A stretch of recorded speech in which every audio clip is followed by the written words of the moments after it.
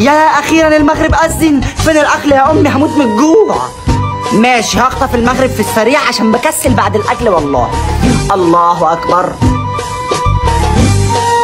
كل ده بتصلي يا ستي؟ ده انت واخده يجي ساعه ونص. ده السجده لوحدها واخداها يجي نص ساعه. واشمعنى السجده التانيه اطول من الاولى؟ ها اشمعنى؟ خلاص بقى يا ولا عشان الحق السنه. الله اكبر. يا ستي جعان حرام عليكي.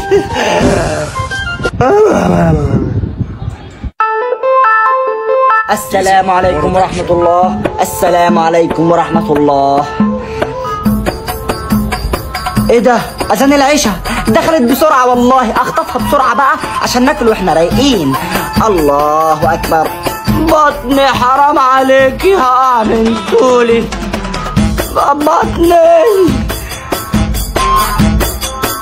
السلام عليكم ورحمة الله. السلام عليكم ورحمة الله.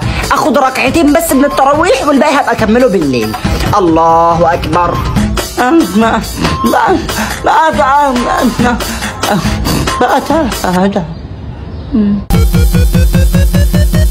السلام عليكم ورحمة الله. السلام عليكم ورحمة الله. يلا يا واد يا خالد انت نمت؟